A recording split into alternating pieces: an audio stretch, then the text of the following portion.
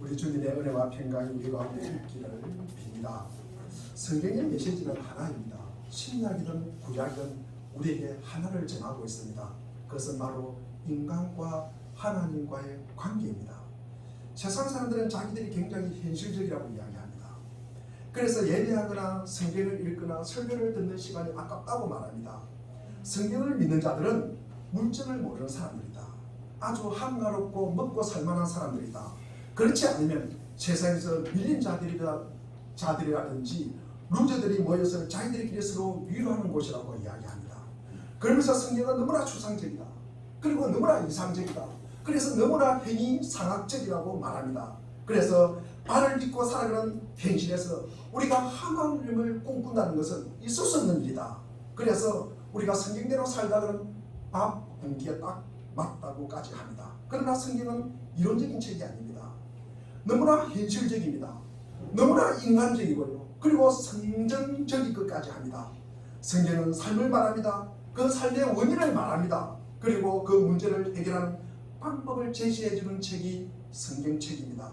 왜냐하면 우리가 바로 이 있는 현장의 자리에 우리 주님께서 찾아와 주셔서 우리가 당하고 있는 고통의 원인을 알려줍니다. 말해줍니다. 그리고 우리가 모든 고통에서 구원받을 수 있는 이 유일한 길을 제시해줍니다. 그 길은 신약뿐만 아니라 구약도 마찬가지입니다. 구약은 모형입니다. 앞으로 올 일을 예언하면서 실체를 알려주는 그림자입니다. 신약에서는 그 위대한 일이 성취되었습니다. 그분이 오셨음을 우리에게 말합니다. 사도 바울은 서신서에서 구원의 길은 오직 하나이다. 그 길은 믿음으로 구원을 받는다. 아브라함도 믿음으로 구원을 받았다. 히브리서 11장에도 그 모든 사람들이 어떻게 믿음으로 구원을 받았는지를 우리에게 말해주고 있습니다. 하나님을 알고 악한 세상과 이 마귀에게서 우리가 구원받을 수 있는 길은 오직 하나, 믿음의 길입니다. 그런데 이 메시지에서 걸려 넘어지는 사람이 너무나 많습니다. 다시 말해서 넘어짐으로 문제가 생깁니다. 그런데 오늘 본문에서 어떻게 회복되었는지 이 사람 나만이 아주 좋은 신뢰입니다. 첫째로 오늘 본문에서 첫 번째로 문제 푸는 열쇠는 죄는 인생을 망친다는 것입니다. 우리 1절을 한번 읽어보겠습니다. 오늘 본문 말씀 1절을 읽겠습니다. 시작. 아나왕의 군대장과 나아만은 그의 주인 앞에서 크고 존귀한 자니 이는 여호와께서 저에게 아람을 구원하게 하셨으나 그는 큰 용사나 나대목한 자들아. 그 왕에게 크고 존귀하게 된 자, 뛰어나기 때문에 존귀한 자가 되었습니다. 선천적인 재능과 능력을 지닌 자입니다. 대단히 용기를 갖고 있어서 자기 군대를 아주 잘 통솔하는 자였습니다. 그래서 그는 주인 앞에서 큰 자라는 칭찬을 받았습니다. 그런데 우리가 에나베의 성경이나 다른 번역본에 보면은 그러나가 첨가되어 있습니다. 존귀한 자나 큰 용사이나 그러나 나병한 자들아. 바로 이 구절에서 우리는 성경이 죄에 관해 말하는 것을 보게 됩니다. 근시의 지식, 특히 과학적 지식으로 이룬 모든 진보, 의학계와 질병의 치료 분야뿐만 아니라 갈목할 만한 이런 발전, 주거와 교육과 문화에서 이룬 진보. 그래서 오늘은 모든 사람이 이전 어느 때보다도 잘 살고 있습니다. 이렇게 잘 산 적이 있을까? 라고 할 만큼 잘 살고 있습니다. 그러나 그렇게 말하면서도 모든 것이 괜찮다라고는 절대 말하지 않습니다. 그러나가 기어있기 때문입니다. 독일의 히틀러, 필리핀의 마르코스, 그리고 루마니아의 차우셰스쿠 등 이런 독재달들만 없었더라면, IMF나 코로나19가 없었더라면 모든 것이 괜찮을 거라고 말했습니다. 그런데 독재자가 없었던 때도 있었고요, 없었던 땅도 있었습니다. IMF나 코로나가 없었던 때도 있었습니다. 그때는 완전했습니까? 그렇지 않습니다. 늘 그러나가 있습니다. 뭔가 잘못된 것이 있고 남행처럼 모든 것을 망쳐 놓을 것 같은 무언가가 있었습니다. 미래에 대한 불안감이 찾아드는 것, 이 모든 번영이 과연 지속될까? 이 세상은 이제 무엇을 하려고 조용하는 걸까? 혹시 또 다른 전쟁을 준비하고 있는 것은 아닐까? 거의 완벽하다고 생각하는 바로 그 순간에 그러나가 끼어 있습니다. 성경에 따르면 인간의 삶은 제가 이 땅에 들어온 이래로 지금까지 한 번도 완벽한 적이 없었습니다. 완전한 적이 없습니다. 흠잡은 때 없이 완벽해 본 적이 없습니다. 하나님이 태초에 만드신 인간은 흠잡을 데가 없이 완전했습니다. 에덴 동산에는 부족한 것이 하나도 없었습니다. 인간은 하나님의 형상을 따라 완전하게 만들어졌습니다. 모든 것을 누릴 수가 있었습니다. 정말로 부족한 것이 전혀 없었습니다. 실망이나 불행 그리고 뭔가가 잘못되어 가는 것 하나도 없었습니다. 하나님이 그 모든 것을 보시고 좋았더라고 말씀하셨습니다. 그런데 죄라는 치명적인 것이 들어와 인간에게 완전과 이 완벽을 앗아가 버립니다. 그래서 우리 모든 사람이 인생이 이것도 좋고 저것도 좋은데 그러나가 끼어들어 있습니다. 끼어들어 있습니다. 어떤 사람이 이 세상에서 아무리 성공한다 할지라도 그 성공은 완전하고 완벽하다고 할 수 없습니다. 아니, 완벽하고 완전한 것은 이 세상에 없습니다. 아주 유능하고 야심만만한 사람이 있었습니다. 그런 자신과 가족들에게 그리고 주위 사람들에게 말합니다. 내가 저 자리까지만 갈 수 있다면 모든 것이 괜찮을 텐데. 그래서 바라던 자리까지 갑니다. 그런데 모든 것이 괜찮지 않습니다. 그 자리에 오르면 늘 뭔가가 부족한 것이 생겨서 또 다른 것이 필요하고 또 바라게 됩니다. 우리는 위인전이나 소설 속에서 거의 전부 이런 사람들의 모습을 보게 됩니다. 어떤 철학자의 말대로 인생의 비극이라고 할까, 인간이 누리는 행복과 완전함 속에는 항상 원치 않는 뭔가가 들어 있습니다. 전부 가졌다고 생각하는 바로 그 순간 다시 부족함을 느끼게 만드는 뭔가가 있습니다.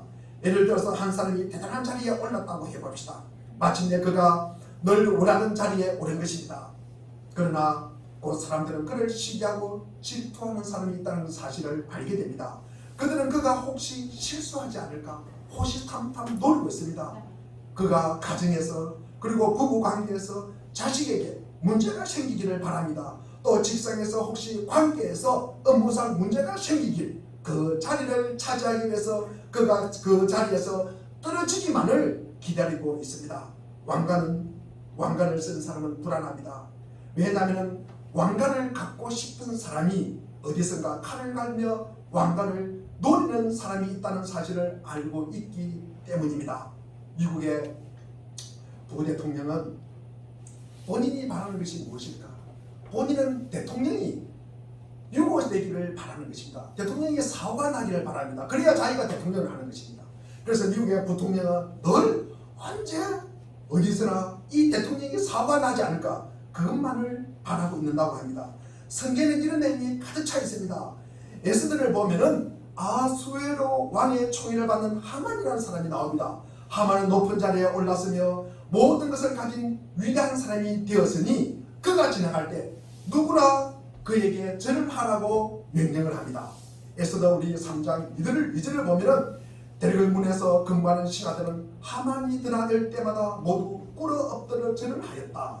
하만은 그렇게 대우하는 왕의 명령이 있었기 때문이다. 그러나 모르드게는 무릎을 꿇지도 않고 절을 하지도 않았다. 그런데 모든 사람은 그에게 절을 합니다.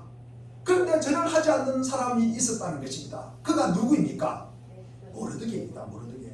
모르드게는 절하지 않았습니다. 하만은 그것 때문에 아주 기분이 상했습니다. 그래서 집에 돌아가서 아내에게 이 일을 불평합니다. 내가 이렇게 존귀한 자고 왕으로 통해서 나에게 절을 하라고 명령을 함에도 불구하고 나에게 절하지 않는 그 한 사람 때문에 내가 기분이 너무 나쁘다. 하만은 비참하고 불행하다고 생각합니다. 그는 왕에게 의해서 존귀하게 되었습니다. 가장 높은 자리에 올랐지만 칙령을 발표하여 집행할 수 있는 사실상 왕과 같은 근세를 가진 사람입니다. 그러나 그에게 절하지 않는 사람이 딱 한 사람 있었습니다. 이 모든 것에 불구하고 그 한 가지 때문에 그는 불행했습니다.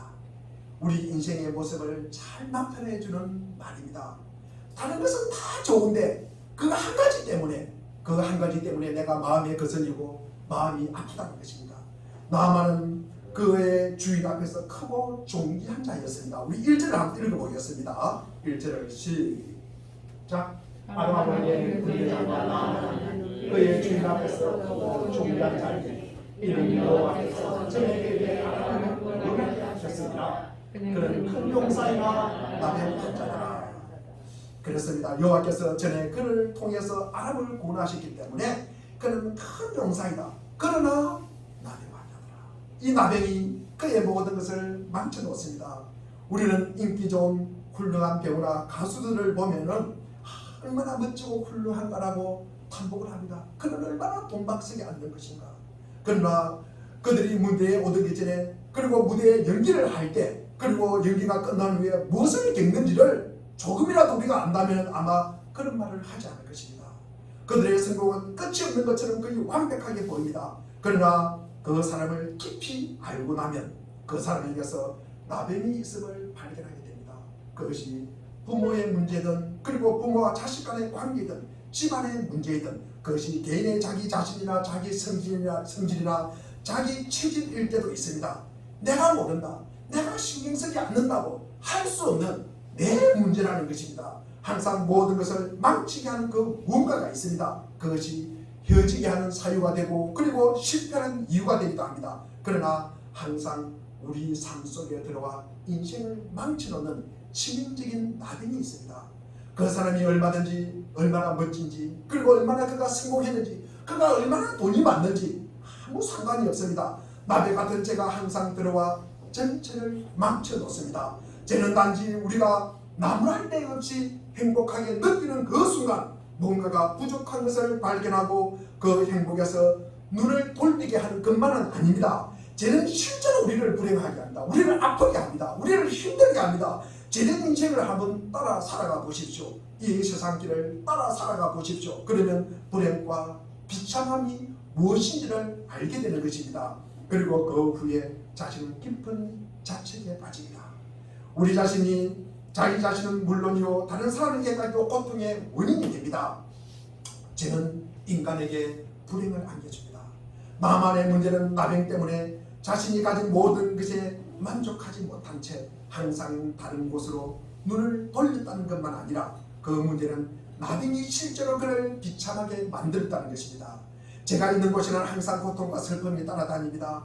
여전히 슬픈 인간의 노래라든지 생의 비애감 그리고 인생의 비극입니다. 이런 것이 무엇 때문에 생긴다고 생각하십니까? 성경은 죄 때문이라고 말하고 있습니다. 인생은 원래 이렇게 만들어지지 않았습니다. 그러나 제가 항상 말썽을 일으킵니다. 제가 가진 더럽고 불쾌한 특성은 나병과 같습니다. 이 나병은 끔찍하고 혐오감을 불러옵니다. 그리고 이것이 바로 나만이 당하는 고통입니다. 죄는 주하고 역겹습니다. 죄를 그 모습 그대로 보십시오. 신문을 읽을 때 우리가 방송을 들을 때 기사를 볼 때 그냥 읽지 마시고 우리가 생각을 한번 해보십시오.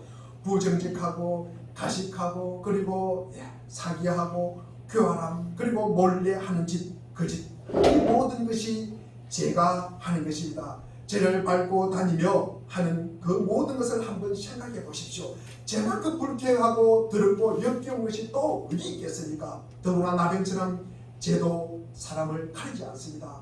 나만은 그의 주인 앞에서 위대한 사람이었습니다. 큰 용사였습니다. 대단히 성공을 거둔 사람입니다. 그러나 나병 환자입니다.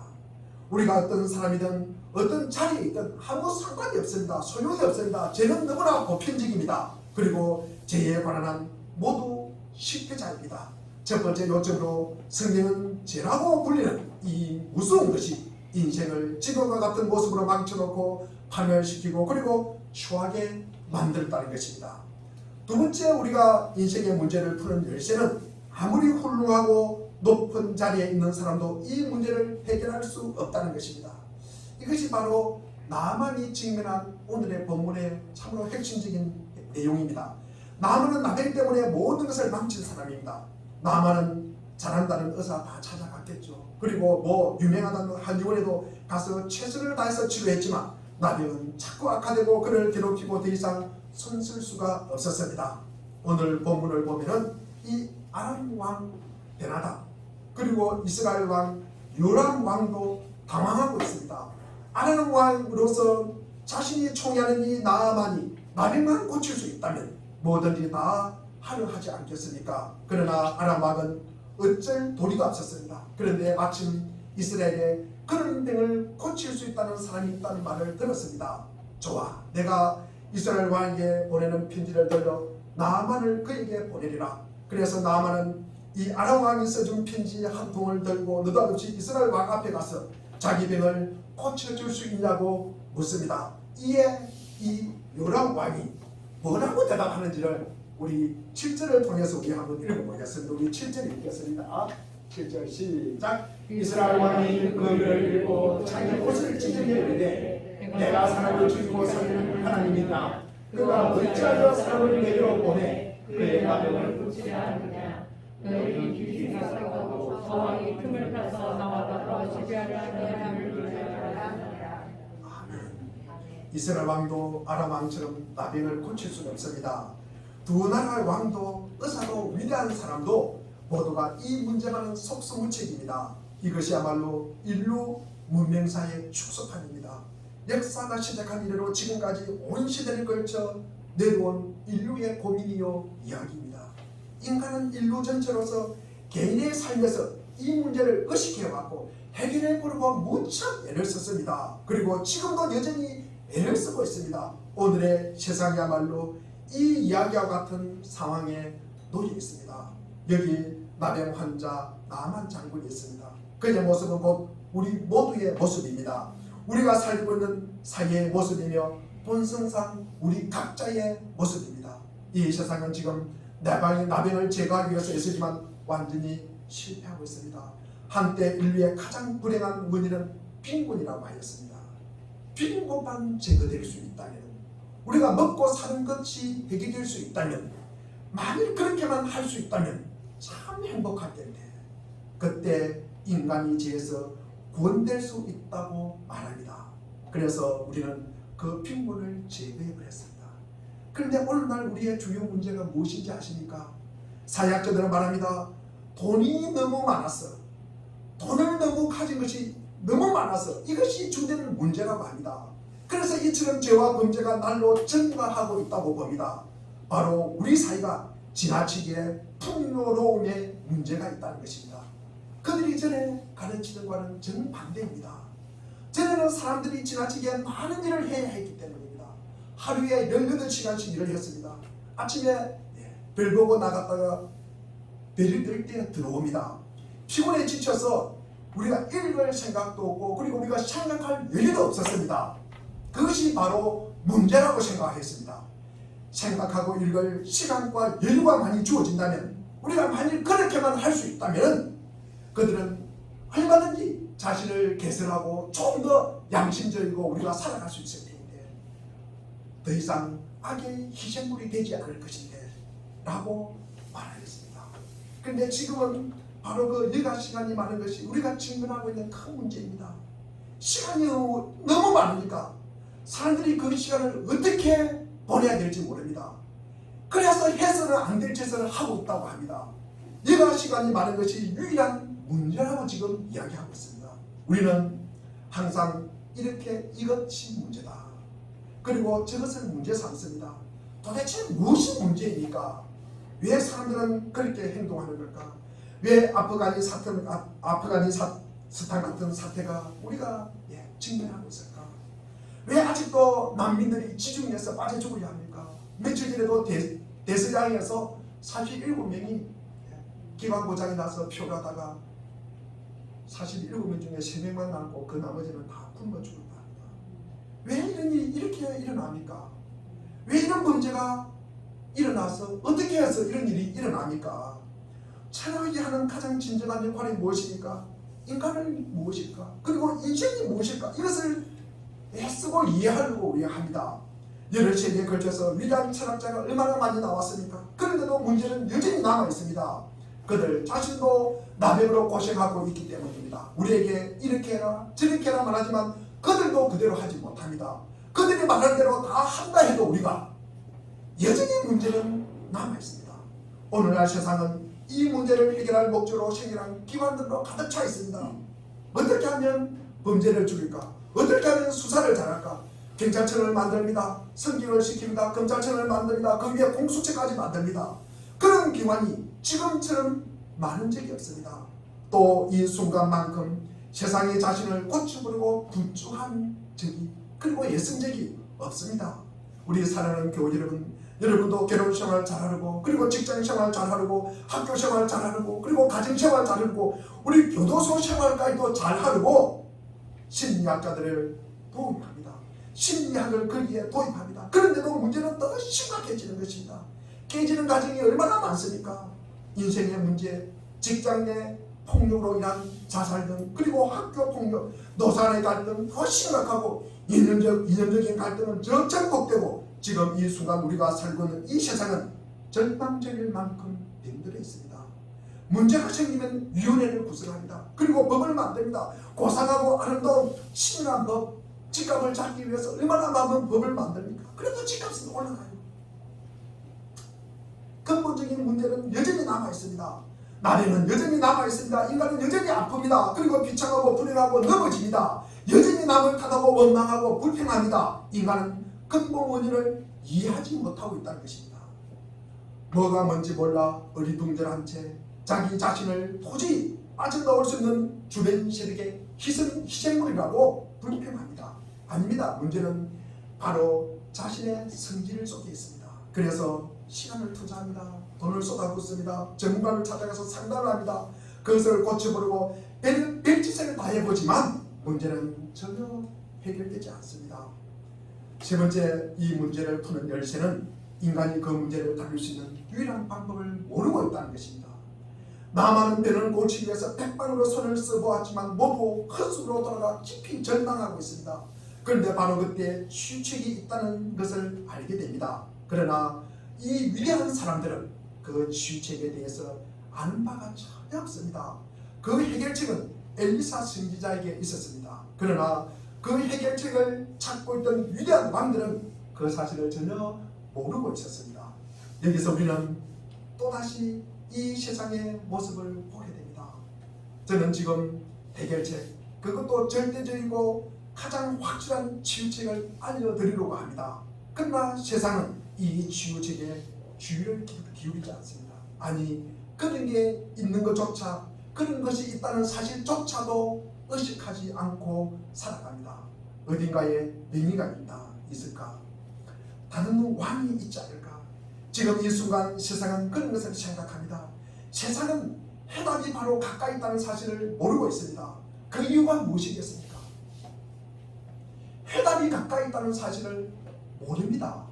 그 이유가 무엇이라고 생각하십니까? 제가 3초 시간을 드리겠습니다. 한번 생각하시기를 바랍니다.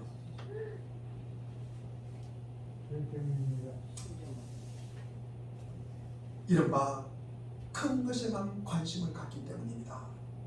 세상은 작은 것이라면 그게 무엇이든 전혀 관심을 기울이지 않습니다. 세상을 위해서는 모든 것이 커야만 합니다. 제가 눈물겹도록 고맙습니다. 이 조그마한 교회에 출석하시는 분들에게 너무나 감사를 드립니다. 누가 조그마한 교회에 관심을 가집니까? 세상은요 큰 것에만 관심을 가집니다. 이것이 세상의 방식이에요. 무엇이든지 커야 합니다. 무엇이든지 커야 합니다. 집도 커야 하고요, 뭐를 만들어도 큰 거 만들어야 되고요, 높이 만들어야 되고요. 인간은 그만큼 스스로 위대하다고 생각해요. 인간은 스스로 자부심이 크기 때문입니다. 큰 해결책 말고는 아무것도 합당하지 않습니다. 그래서 항상 큰 해결책만 찾습니다. 두 왕을 보십시오. 큰 군대, 큰 정복, 늘 이런 식입니다. 그런데 어느 날 이스라엘과 벌인 전쟁에서 한 계집종이 포로로 잡혀왔습니다.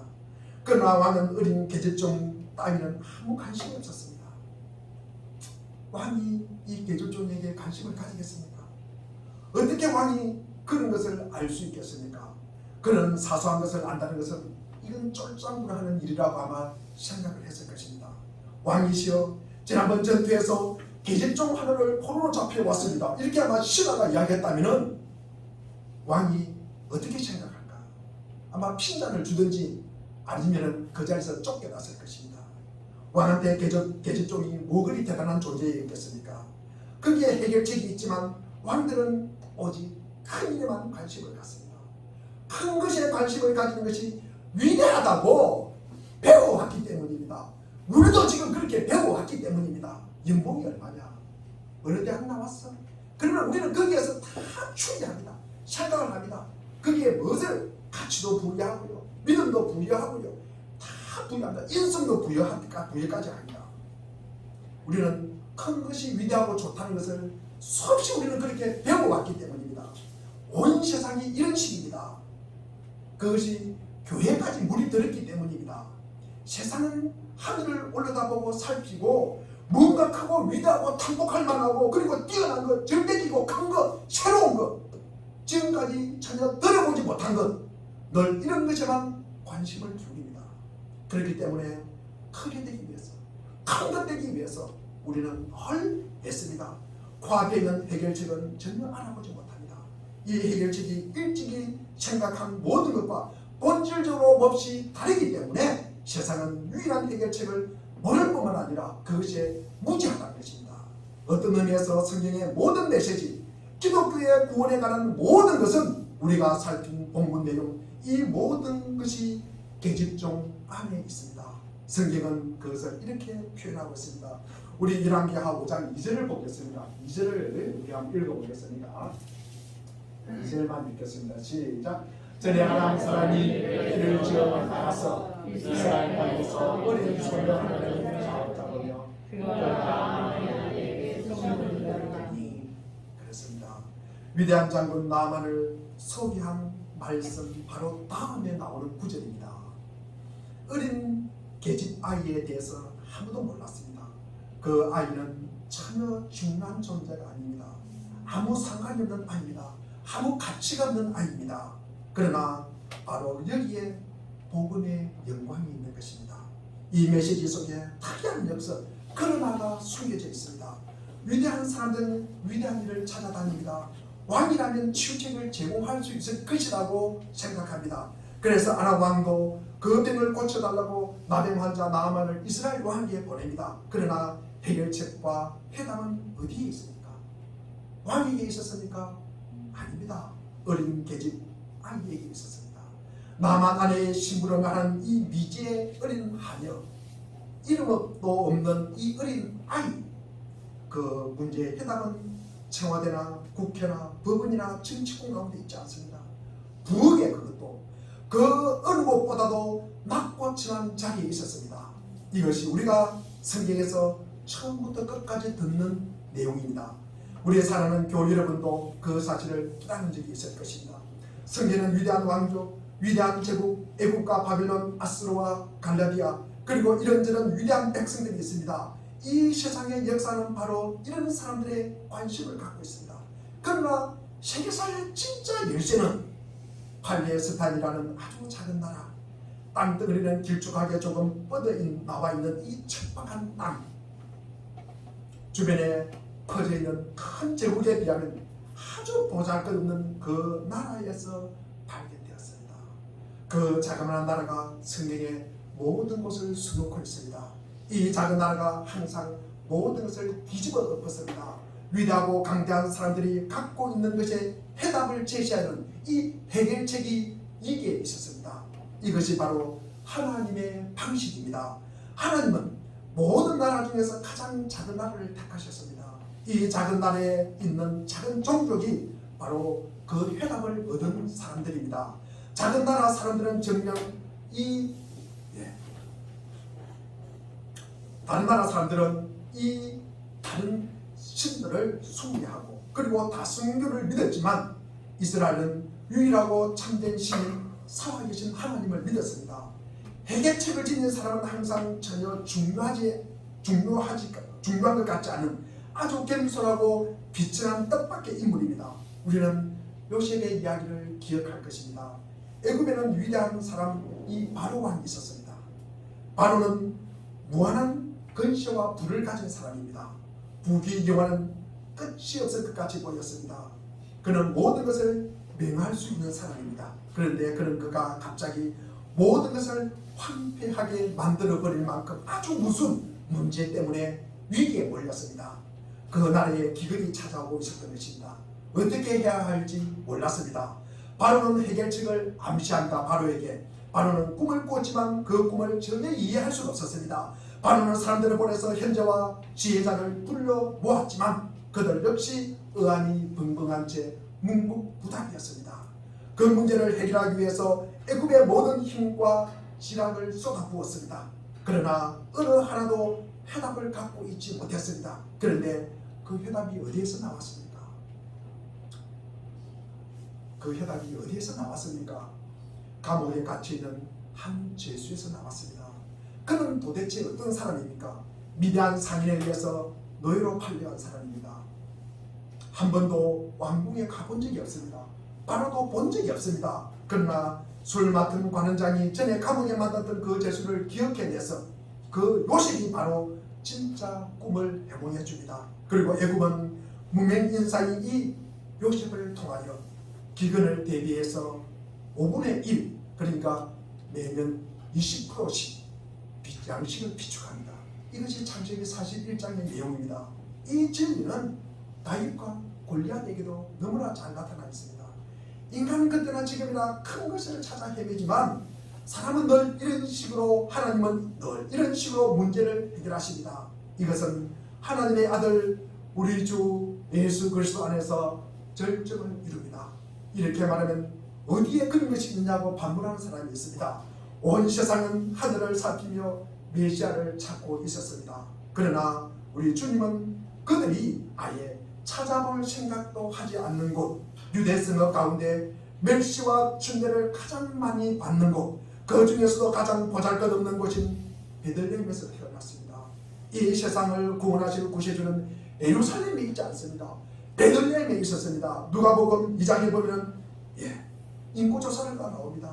그들은 모두 호적 정리와 정치에 관해서 이야기를 합니다. 그것이 해답이라고 생각합니다. 호적 정리를 잘해야 이 나라를 구원할 수 있다고 생각합니다. 이러저러한 일들이 어떻게 바로 잡아야 한다고 그들이 이야기합니다. 지금 이 땅의 구세주께서 바로 그들 가운데 들어오시려고 하는데 그들은 그 사실을 전혀 알지도 못합니다. 예만을 차지하고 앉아서 비켜주지 않습니다. 기득권을 누립니다. 아기를 해산으로 가는 여인에게 판을 내주지 않습니다. 안 돼요, 안 됩니다, 없습니다, 다른 데 가세요. 그래서 여인은 할 수 없이 마구간에서 자야 했습니다. 하나님의 아들은 그곳에서 태어났습니다. 가축들과 함께 구유 안에 지푸라기 위에 누워있는 힘없는 작은 아기, 이 아이가 해답입니다. 왕들은 그에 대해서 전혀 모릅니다. 위대한 사상가도 지혜자도 철학자도 모릅니다. 그들은 여전히 이상하고 크고 위대하고 새롭고 놀라운 것만 찾고 있습니다. 아마 거기에서 메시아가 올 것이다. 그러나 구주께서 그곳에 오셨습니다. 이것이 성경의 원리입니다. 늘 같은 원리입니다. 어린 계집종 전혀 뜻밖의 무명인사 바로 거기에 해답이 있습니다. 인간의 모습은 이 땅에 오신 후 주님은 갈릴리에서 지냈습니다. 그런데 성경을 보면은 사람들이 이 사실에 기분 나빠해요. 기분 나빠해요. 실망합니다. 제가 전도를 합니다. 그러면은 천만이가 그래요. 몇 명이 예배 드리냐고. 그러면 제가 한 20명 남짓 예배 드립니다. 제가 그렇게 말합니다. 그러면요 그 얼굴에 얼마나 실망이 가득한지 몰라요. 그런 조그마한 교회에 나를 갖다가 오라고 한다. 여러분, 이 사람은 자기가 특별한 성신이라고 말합니다.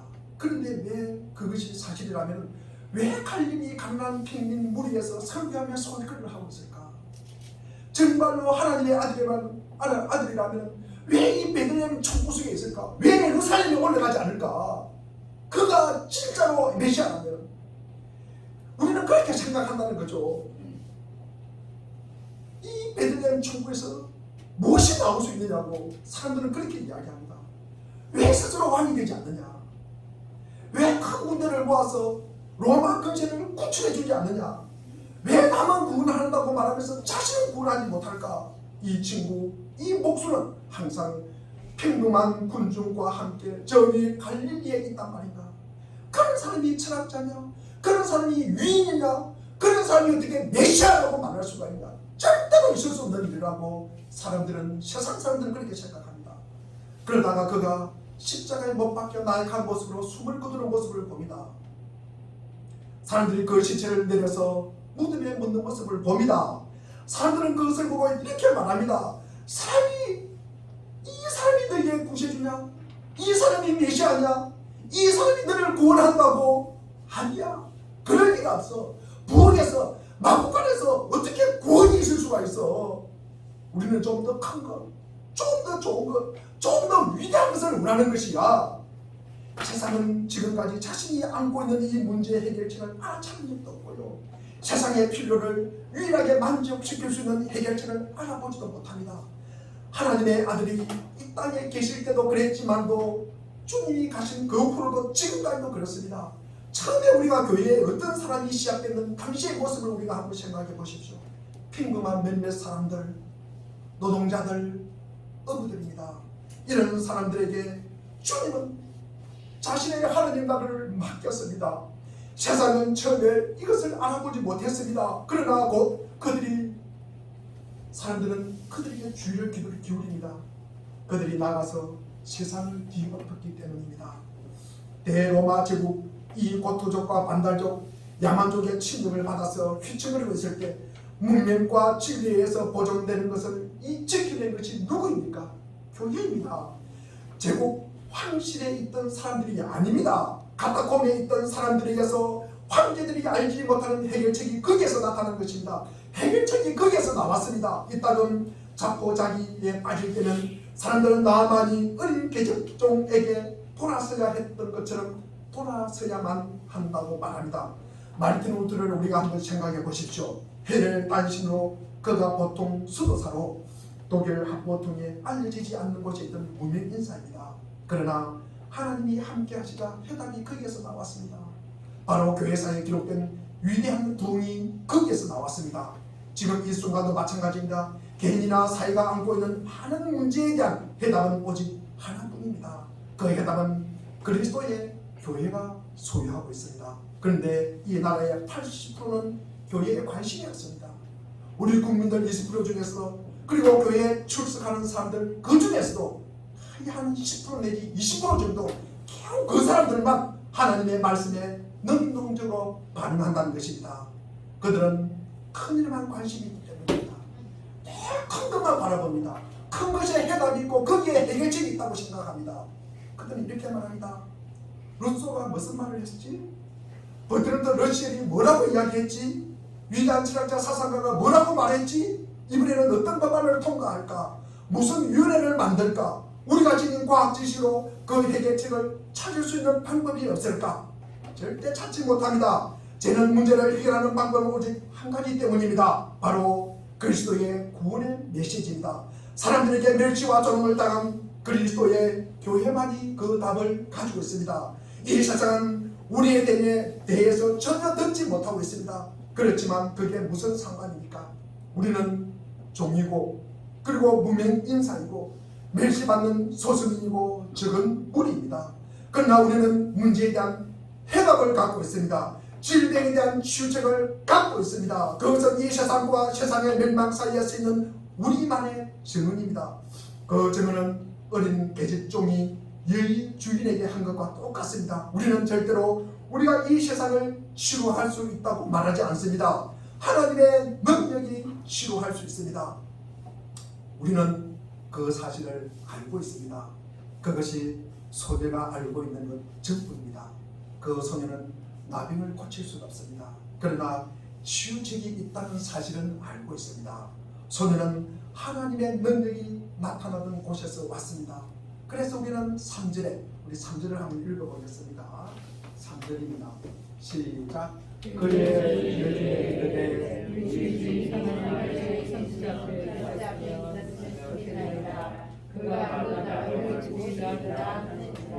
그렇습니다. 그것이 제가 지금 이 강단에서 하고 있는 일입니다. 하고 있는 말입니다. 우리는 단지 그것을 증언할 뿐입니다. 이 세상 사람들은 불가능하다는 것을 깨달았을 때, 우리는 할 수 없을 때, 그러나 하나님으로는 그렇지 아니하니 하나님으로서는 다 하실 수 있느니라 하고 마가복음 10장 27절에 말하고 있습니다. 그분께 전능한 능력이 있습니다. 그분께 기적적인 능력이 있습니다. 어린 양의 보혈 속의 능력, 이적을 행하는 능력이 그 안에 있습니다. 이 본문이 우리에게 전해주는 메시지입니다. 다시 말해 죄를 건절시키고 사람을 깨끗하게 씻어 정결하게 하여 본래의 모습으로 회복시킬 수 있다는 이 메시지입니다. 로마서 1장 우리가 16절에 보면 우리가 한번 읽어보겠습니다. 시작. 내가 복음을 붙들어 하지 아니하노니 이 복음은 모든 믿는 자에게 구원을 주시는 하나님의 능력이니라. 너희는 믿게 이르고 그리고 하나님의 능력이다. 구원을 주시는 하나님의 능력이다.